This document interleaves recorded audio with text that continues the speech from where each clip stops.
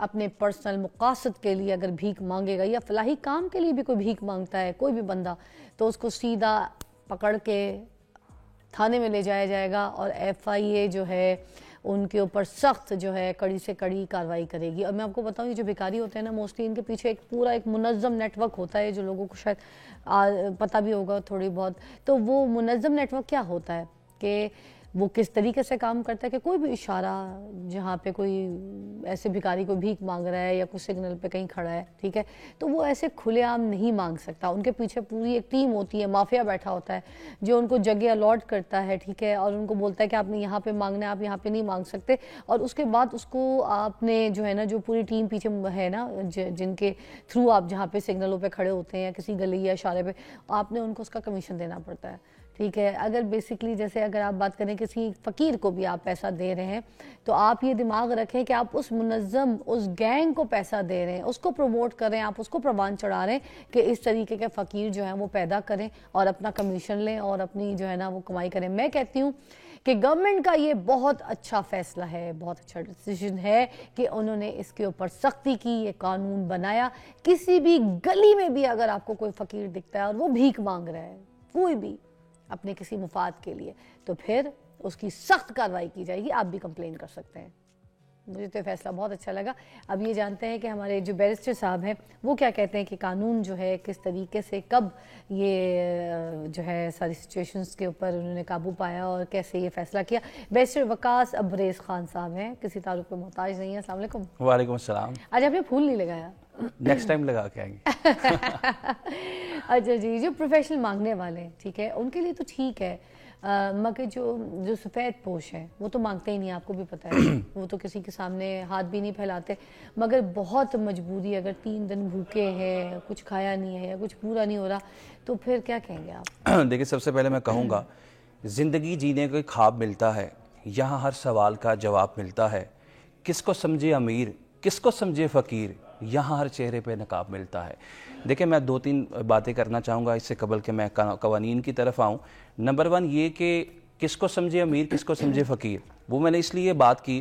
کہ گزشتہ سال جو ہے ملتان کے اندر ایف بی آر نے ایک شخص کو نوٹس بھیجا کہ آپ نے 1 کروڑ روپے کی بیمہ پالیسی کروائی اور آپ کے اکاؤنٹ کے اندر 17 لاکھ موجود ہے، آپ نے اپنی ریٹرن فائل نہیں کی، آپ کا سورس آف انکم کیا ہے؟ اس نے کہا میں پیشہ ور بیکاری ہوں۔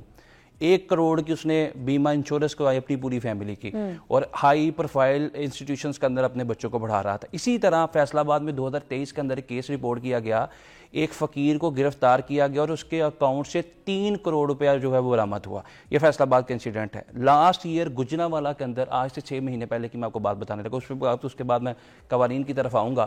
گجرانوالہ میں 5 فقیر بھائیوں نے اپنی دادی کا چہلم کیا اور اس میں 1.25 کروڑ کا انہوں نے ایکسپینس کیا، جس میں ہر طرح کا انہوں نے نہیں وہ فقیر نہیں تھے، وہ فقیر نہیں تھے، وہ غلط خبر ہے۔ میں نے ان لوگوں کے ساتھ بات کی، پرسنل میری ان سے پوری کال پہ بھی بات ہوئی، میں نے ان کو شو پہ بھی جو ہے نا لائیو کیا، ان سے میری پوری بات ہوئی۔ وہ خاندانی اچھے گھر کے کھاتے پیتے لوگ ہیں، وہ فقیر نہیں تھے، وہ پورا جو میڈیا کے اندر جو پورا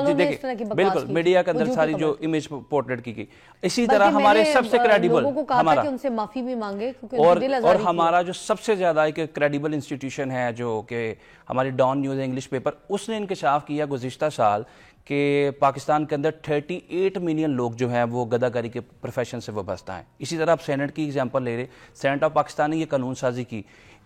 گزشتہ سال جولائی کے مہینے کے اندر 2024 کے اندر سینٹ آف پاکستان نے فلور آف پارلیمنٹ یہ چیز کا انکشاف کیا کہ پوری دنیا کے اندر جتنے بھی گداگاری ہیں، فقیر ہیں، بیکاری جو ہیں وہ ریسٹ ہوئے، ڈیٹین ہوئے، 90% کا تعلق پاکستان سے ہے۔ یہ پاکستان کی جو امیج ہے اس کو مزید ڈسٹارٹ کرتے ہیں، ڈیمیج کرتے ہیں، ڈسپرچ کرتے ہیں، کوئی حرم کعبہ کے سامنے، کوئی روزہ رسول کے سامنے، کوئی یو اے ای کے اندر، پھر ہمارے ویزے بین کر دیے گئے۔ اچھا coming toward this legislation, ایک میں اور بیچ میں ایڈ کرنا چاہوں گا سوال، یہ جو سگنلز پہ کھڑے ہوتے ہیں جیسے ابھی فقیروں کو بالکل بین کر دیا گیا، ان کے اوپر یہ قانون جو ہے لاگو کر دیا گیا، اب یہ جو شیشے زبردستی کے صاف کر رہے ہوتے ہیں، وائپر لگا رہے ہوتے ہیں گاڑی میں، ٹھیک ہے، دکھا تو رہے ہوتے ہیں کہ کام کریں، مانگ بھیک ہی رہے ہوتے ہیں، ان کا بھی طریقہ تو بھیک ہوتا ہے، کوئی نہ کوئی چیز کوکونٹ بیچ رہے ہوں گے، ٹھیک ہے، کوئی چھلی بیچ رہا ہوگا، کوئی کچھ بیچ رہا ہوگا، کوئی ایسی چیز بیچنے کی کوشش، مگر مانگتے وہ بھیک ہیں، ٹھیک ہے، ماچس کی ڈبیاں لے کے کھڑے ہو جائیں گے، ماچس بیچیں بھیک، آپ کو بھی پتہ بالکل اسی طرح ہے، تو یہ بھی کیا ان کے اوپر لاگو ہوتا ہے کہ وہی جو بھکاریوں کے اوپر ہے ان کے اوپر بھی ہے؟ بالکل اسی طرح۔ دیکھیں جو 1958 کے اندر یہ قانون بنایا گیا تھا جنرل ایوب ہانگ کے دور کے اندر، پھر اس کے بعد اس کی جو سزا تھی وہ 3 سال تھی اور یہ قابل ضمانت جرم تھا. ایک طرف سے آپ کو گرفتار کیا گیا، دوسری طرف سے کوئی شخص آپ کے پیچھے آیا، آپ نے اپنے میں چل کے بھرے اور آپ کو ضمانت دے دی گئی. اب موجودہ حکومت نے، پنجاب گورنمنٹ نے لاسٹ ایئر اور ابھی سینٹ کے اندر بھی یہ لیجسلیشن آ گئی پورے پاکستان کے لیے کہ جو شخص کسی کی سکرین کو ناک کرے، کسی کی ونڈو کو ناک کرے، کسی کو ہراساں کرے، کسی سے بھیک مانگے، کسی بھی مجبوری کے تحت وہ بھیک مانگتا ہے تو اس کی سزا 3 سال سے بڑھا کے 7 سال کر دی گئی اور ناقابل ضمانت جرم قرار دے دیا گیا. اور پولیس کو یہ کوگنیزنس دے دی گئی. پہلے ایک پروسیس کو فیس کرنا پڑتا تھا، مجسٹریٹ سے آپ سب سے پہلے جا کے وارنٹ لیتے تھے، لوگوں کو گرفتار کرتے تھے، مجسٹریٹ کی کورٹ میں پیش کرتے تھے. اب پولیس کو مکمل طور پہ اختیار دے دیا گیا کہ جہاں پہ بھی آپ کو کوئی بیکاری، کوئی گداگر کسی بھی روپ میں نظر آتا ہے، چاہے وہ ماچس کی ڈبی پکڑ کے یا کسی بھی روپ میں نظر آتا ہے، چونکہ وہ یہ ڈھونگ رچاتے ہیں، جیسے کہ وائپر بیچ رہے ہوں یا وہ اسکرین کے شیڈز، گاڑیوں کے شیڈز ونڈو کے بیچ رہے ہوں، ٹھیک ہے، اخبار بیچ رہے ہوں اور اس کے بعد ماچس کی ڈبیاں بیچنے کے بہانے جو ہے مانگ بھیکی رہے ہوں. گداگری کے اوپر بات کر رہے ہیں، بیرسٹر صاحب ہمارے ساتھ موجود ہیں. مجھے بتائیے گا منظم گداگری اور انفرادی گداگری میں کیا فرق ہے؟ دیکھیں، منظم جو گداگری ہے اس میں آپ کے پیچھے گینگ ہیں، مافیاز ہیں، ڈفرینٹ سرگناہ ہیں جو کہ نائٹ کی شفٹنگ پہ کچھ لوگوں کو اتار کے جاتے ہیں، کسی کو مارننگ شفٹ کے اندر، کسی کو دوپہر کی شفٹ کے اندر، جو آدھے پیسے ان کو دیتے ہیں، آدھے پیسے اپنے پاس رکھتے ہیں، جنہوں نے اس کو گداگری کو ایک انڈسٹری کے طور پہ، ایک پروفیشن کے طور پہ آپٹ کیا ہے. ڈفرینٹ چوکوں چراہوں کے اوپر ڈیوٹیز لگائی ہیں. پھر ان لوگوں کو وہ پراپر ٹیچنگ پریچنگ اور ٹریننگ کے پروسیس سے گزارتے ہیں. پھر ان لوگوں کو مکمل طور پہ وہ 3 وقت کی روٹی بھی دیتے ہیں، وہ تمام اخراجات برداشت کرتے ہیں اور ڈفرینٹ سگنلز پہ اتارتے ہیں ان کو، یا ڈفرینٹ چوکوں چراہوں پہ. کتنا کما لیتا ہے ایک فقیر اگر اس طرح کی بھیک مانگ رہے ہوتے ہیں اور یہ پورا ایک گینگ ہے؟ اس چیز کی کبھی بندہ کتنا کما لیتا ہے؟ دیکھیں، وہ میں اور آپ جو ایک اندازہ ہی اس کے اوپر کر سکتے ہیں کہ اگر ایک شخص جو ہے وہ دہاڑی لگاتا ہے 2000 کی، 2200 کی، 2500 کی، تو ایک فقیر کمپیریٹیولی جو ہے وہ 3500 سے 4000 کما لیتا ہے. اگر اس نے پورا دن محنت کر کے، پورا مہینہ محنت کر کے، مشقت